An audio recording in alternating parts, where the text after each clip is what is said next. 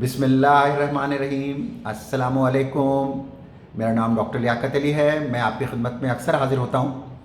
आज बड़े important topic के साथ हाज़िर हुआ हूँ, लेकिन इससे पहले कि मैं अपने टॉपिक की तरफ आऊँ, मैं आपसे एक रिक्वेस्ट करूँ कि ये जो मेरा मीडिया चैनल है मेडिकल ख़बरनामा बाय डॉक्टर लियाकत अली, इसको सब्सक्राइब भी करें और बेल आइकन को प्रेस करें और शेयर करें, ताकि ये आप तक भी बर वक्त पहुँचे और लोगों तक भी पहुँचती रहे। शुक्रिया। डॉक्टर साहब, आज आप हमें कोरोना वायरस के बारे में क्या नई बात बताने जा रहे हैं? आज बड़ी अच्छी और अहम खबर मैं आपको बताने जा रहा हूँ। वो खबर ये है कि एक नई स्टडी हुई है। उसमें क्या हुआ कि उन्होंने 6 कैटेगरी के अंदर इसकी सिम्टम्स को, यानी अलामात की बेस पर कोरोना वायरस डिजीज़ को उन्होंने 6 टाइप्स में डिवाइड कर दिया है। जो टाइप 1 है, यानी पहली जो नंबर 1 है, वो है flu like symptoms with no fever. जो टाइप 2 जो है उसके अंदर flu like symptoms with fever. Number 3 जो स्टेज है वो दैट इज कॉल्ड गैस्ट्रोइंटेस्टिनल। जो 4th टाइप है वो है सीवियर लेवल 1। जो 5th टाइप है वो सीवियर लेवल 2 और जो 6th है वो है सीवियर लेवल 3। तो डॉक्टर साहब, ये फ्लू लाइक सिम्टम्स क्या होते हैं? आप हमें कुछ तफसील बताएंगे इन तमाम सिम्टम्स की? जी बिल्कुल, ये स्टडी बड़ी अहम स्टडी है और इसकी अलामात सबसे पहले तो मैं शुरू करता हूँ, ये फ्लू लाइक सिम्टम्स क्या होती हैं।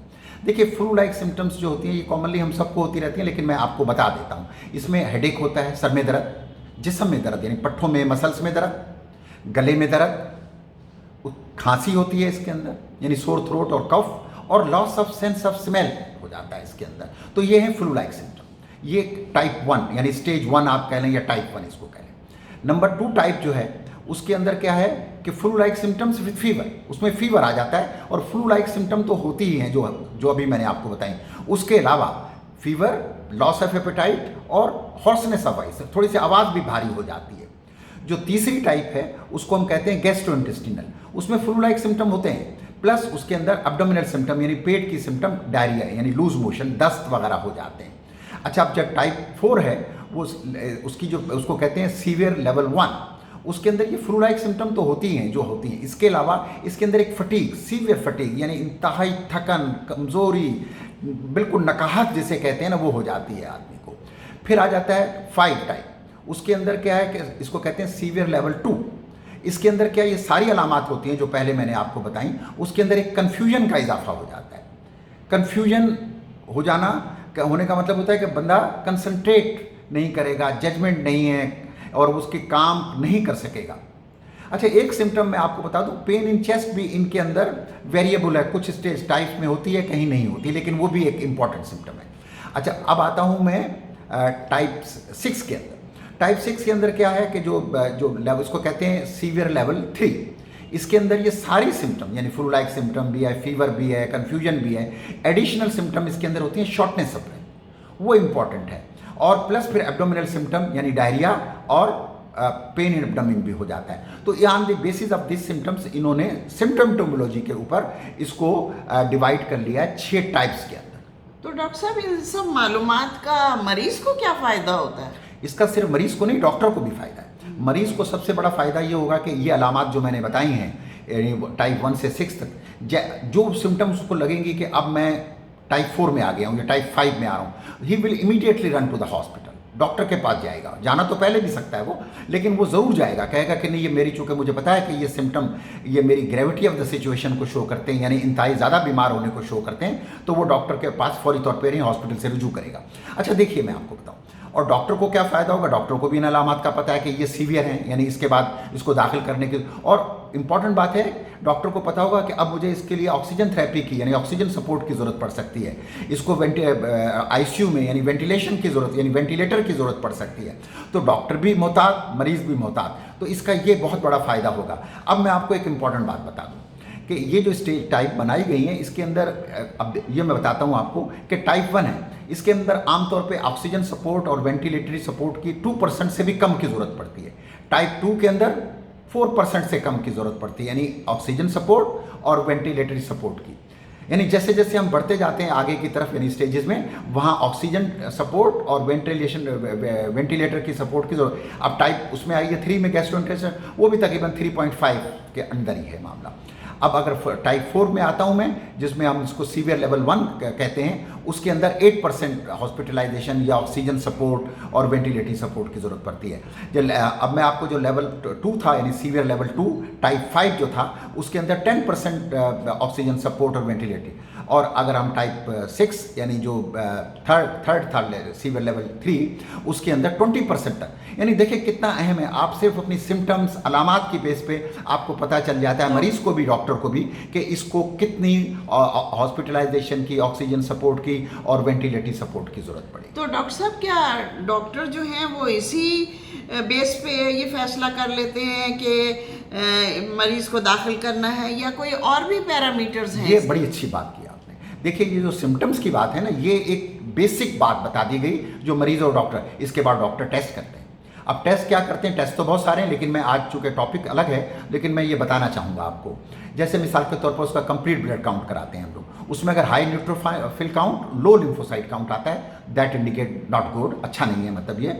नंबर 2, अगर उसका LDH लेवल कराते हैं वो ज़्यादा आता है तो लगेगा कि नहीं, पेशेंट की कंडीशन ठीक नहीं है। उसका अगर सी रिएक्टिव प्रोटीन कराते हैं, अगर वो हाई आता है तो कहेंगे कि भाई पेशेंट की कंडीशन ठीक नहीं है, ये भी बुरी अलामत है। डी डाइमर कराते हैं, वो भी इंडिकेट करेगा कि पेशेंट की अगर ज़्यादा है तो कंडीशन ठीक नहीं है। इसी तरह से डी डाइमर भी हो गया। प्रोकैल्सिटोनिन लेवल है, अब वो कराते हैं, अगर वो हाई आएगा तो भी हम ये कहें। कार्डियक एंजाइम कराएंगे, अगर वो हाई आ रहे हैं तो हम ये कहेंगे कि इसकी कंडीशन ठीक नहीं है। तो ये सारी चीज़ें, सीरम फेरेटिन लेवल है, वो अगर हम कराएंगे तो हम ये कहेंगे कि इसकी कंडीशन ठीक नहीं है। तो ये कलेक्टिव बातें होती हैं कि मतलब मरीज़ की शॉर्टनेस ऑफ ब्रेथ और लेबोरेटरी सपोर्ट। सिम्टम्स तो मैंने इसलिए आपको बताएं कि वो एक ऐसी बेसिक चीज़ है कि मरीज़ डॉक्टर बड़ा इमीडिएटली फैसला कर लेता है। तो डॉक्टर साहब आज आप हमें कोरोना वायरस की वैक्सीन के बारे में कोई अपडेट देंगे? मैं असल में कोरोना वायरस की वैक्सीन पे जाने से पहले एक बात आपको ज़रूर बताना चाहता हूँ। ये जो सिम्टम्स मैंने आपको बताए, ये कॉमन क्वेश्चन मुझसे किया गया है कि ये सिम्टम कितने अरसे तक रहेंगी। तो अब ये सिम्टम्स के बारे में मैं आपको इसलिए बताना चाहता हूँ कि आपको इसकी अहमियत का अंदाज़ा हो जाएगा।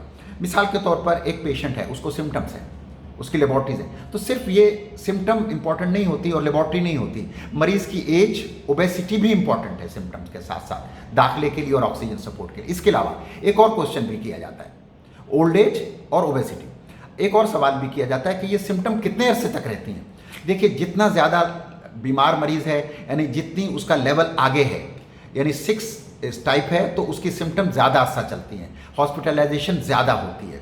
और पेशेंट अगर एज ज़्यादा है तो उसका सिम्टम का ड्यूरेशन ज़्यादा होता है। इवन आजकल ये कहा गया है कि यंग पेशेंट्स के अंदर भी बाज़ दफ़ा बहुत लंबे लंबे अरसे तक पेशेंट को खांसी, शॉर्टनेस ऑफ ब्रेथ रहता है। तो जितना सीवियरिटी ज़्यादा है उतना ड्यूरेशन ऑफ सिम्टम भी बढ़ता जाता है। अब मैं आपके सवाल की तरफ आता हूँ कि वैक्सीन के बारे में आज क्या अपडेट है। वैक्सीन के बारे में बड़ी अच्छी अपडेट है। एक तो वैक्सीन की जो अवेलेबिलिटी है वो जल्दी हो रही है। पिछली हमने वीडियो में आपको डिस्कस किया था कि by the end of this year और जनवरी फरवरी तक वैक्सीन आने का सवाल है। अच्छा, लेकिन अहम बात यह है कि वैक्सीन आना अहम नहीं है, हमें ये देखना है कि उसके कितने डोजेज शॉट्स लगेंगे। कहा जा रहा है कि 2 लगेंगे। फिर ये देखा यह जाता है कि ये वैक्सीन मरीज़ को कितना फ़ायदा देगी, यानी इम्यूनिटी जो पैदा करेगी वो कंप्लीट इम्यूनिटी, मतलब ये कि ह्यूमुलर यानी एंटीबॉडी वाली भी और सेलुलर दोनों प्रोड्यूस करेगी, तो वैक्सीन बहुत अच्छी। और अगर उसकी ड्यूरेशन ऑफ इम्यूनिटी ज़्यादा है तो कहेंगे वैक्सीन बहुत अच्छी है। अगर उसके साइड इफ़ेक्ट्स बहुत कम हैं, शॉर्ट टर्म और लॉन्ग टर्म, तो कहेंगे वैक्सीन बहुत अच्छी है। आखिरी बात जो आप लोग मुझसे जानना चाहते हैं वो उसकी प्राइस है। ये बड़ा कॉमन सवाल। तो डॉक्टर साहब ये इसकी कीमत कितनी होगी? लोग इसको, आम आदमी इसको ले भी सकेगा या नहीं लगवा सकेगा? देखिए इसके लिए आपका सवाल बहुत अच्छा है। देखिए वैक्सीन की जो कीमत है अमेरिका में जो डिसाइड हो रही है वो 2 शॉट हैं, तो एक शॉट जो है तकरीबन $19 to $20 पर शॉट है, यानी $40 या $39 होगा। इंडियंस कोशिश कर रहे हैं कि वो 1000 तक में इसको ले आएँ।